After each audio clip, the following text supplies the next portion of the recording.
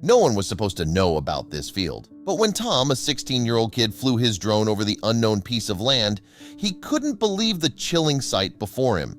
Fueled by curiosity, he drove over there, something he later wished he never did. This eerie discovery would unravel a sinister secret hidden in the heart of the remote field, something nobody was supposed to see. But before we start, smash the like button and make sure to subscribe if you haven't, and hit that notification bell so that you won't miss any new stories. They drove for about 10 minutes in complete silence until Stella saw something strange in the distance. "What's that?" she said as she pointed in front of her. "We're here," Tom said. Stella could hear the excitement in his voice. She had absolutely no idea what she was looking at, but her brother seemed to be very interested in it. The containers, once menacing in their mystery, now seemed less daunting as Tom and Stella navigated their way through. Tom's curiosity drove them forward, while Stella's presence provided a grounding force. They worked together, pointing out potential dangers and interesting finds. As they made their way back to the car, their adventure seemed to have brought them closer than ever. The fear and uncertainty that had once clouded their journey had transformed into a memorable experience.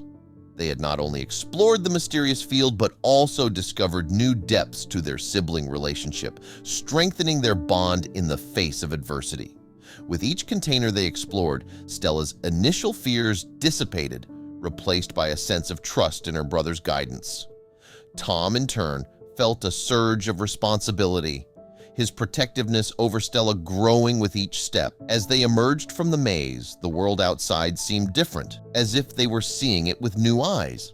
Just as they neared the car, a sudden ring broke the silence, startling them both. Tom, with a confused expression, realized the sound was coming from inside the car. "I left my phone in there," he said, a mix of annoyance and surprise in his voice. Rushing to the car, he fumbled to retrieve his phone, the caller ID flashing their mother's name in urgent repetition. The drive back was quiet, both Tom and Stella lost in their thoughts. The day's events had started as an exciting adventure but ended with a stark reminder of the responsibilities they had neglected.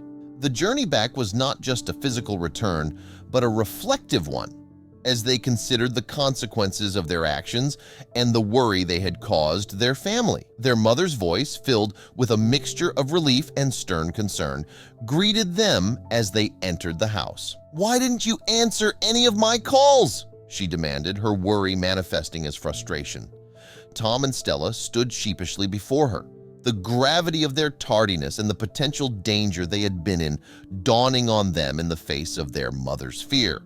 Tom, taking a deep breath, attempted to explain their prolonged absence without revealing the full extent of their adventure. "We were exploring and lost track of time," he said vaguely, hoping to avoid further worry. Their mother's gaze softened slightly, but the lines of concern remained etched on her face, a silent testament to the fear she had felt during their silence. Stella, on the other hand, found it harder to brush off the incident. Her anxiety about their safety during their adventure began to surface, especially at night. The shadows in her room seemed to whisper fears of what could have happened in that field. Her once adventurous spirit now wrestled with the reality of danger, her brother's vague answers doing little to ease her troubled thoughts. Seeing his sister's unease, Tom took it upon himself to reassure her. "We were together and we were fine," he'd remind her, trying to fortify her with the strength of their sibling bond. His words were meant to comfort, but they also served as a reminder to himself of the responsibility he bore for both their safeties. Their mother, picking up on the undercurrents of worry within the community, began to question the wisdom of their unsupervised excursions. As they approached the car, Stella's relief was evident in her quickened steps, eager to put distance between them and the field. Tom, however, paused, his gaze lingering on the containers. The mystery they contained called to him, a siren song of the unknown. The memory of his mother's worried voice and Stella's anxious eyes prompted a reluctant turn his decision made. Stella reached for the car door, her hand trembling slightly from the night's adrenaline. But instead of following, Tom halted, a conflicted look crossing his face. "Wait here, I need to check one last container," he said, his voice betraying a mix of determination and guilt. Stella's shock was palpable, her earlier relief shattering as she realized her brother's curiosity still hadn't been sated. Before she could protest, Tom pressed the car keys into her hand, his decision firm. "I'll be quick," he assured her, his tone leaving no room for argument. Stella watched in dismay as Tom walked back towards the containers, her calls for him to come back ignored. With a sinking feeling, she realized she was locked in the car, Tom having taken the precaution to ensure she stayed put. The darkness within the container seemed to press in on Tom from all sides, his flashlight a small beacon in the overwhelming gloom. With each step, his bravado waned, replaced by a creeping realization of his vulnerability. Outside, the distant sound of sirens pierced the night, sending a jolt of fear through Stella.